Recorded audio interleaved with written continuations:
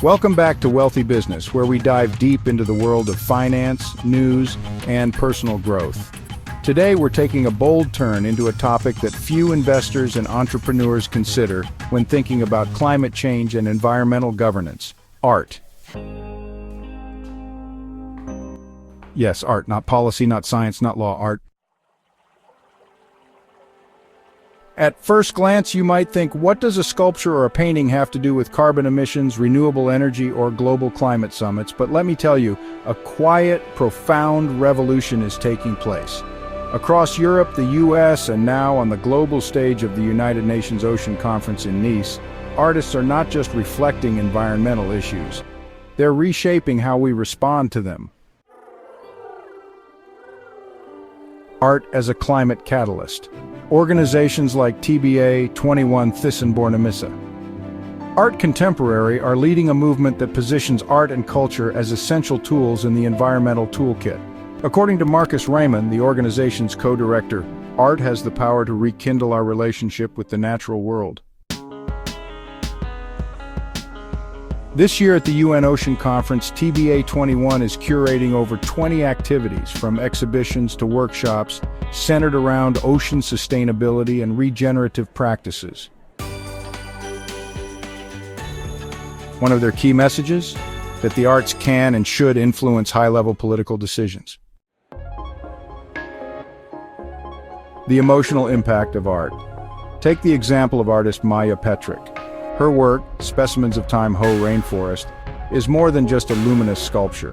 It uses live temperature data from Washington State to generate glowing colors inside a glass cube, offering a visceral experience of climate change in action.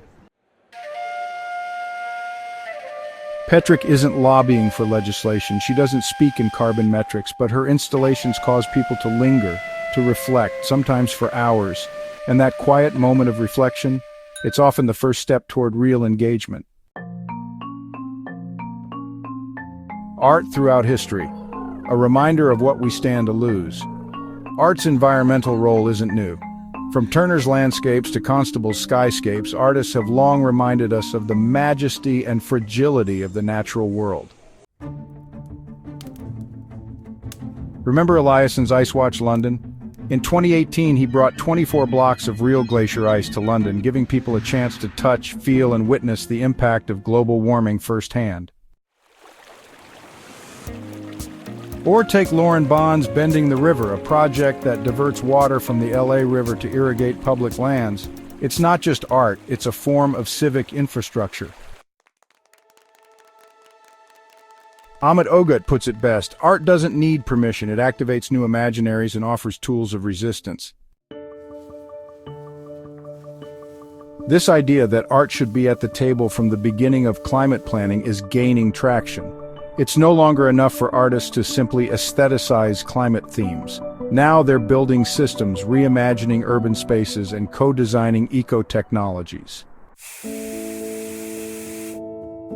Projects like Angel Borrego Cubero and Natalie Jeremijenko's Urban Space Station, which recycles building emissions and grows food indoors, show what's possible when art meets architecture meets science. So what does this have to do with you, entrepreneurs, investors, and changemakers? Everything.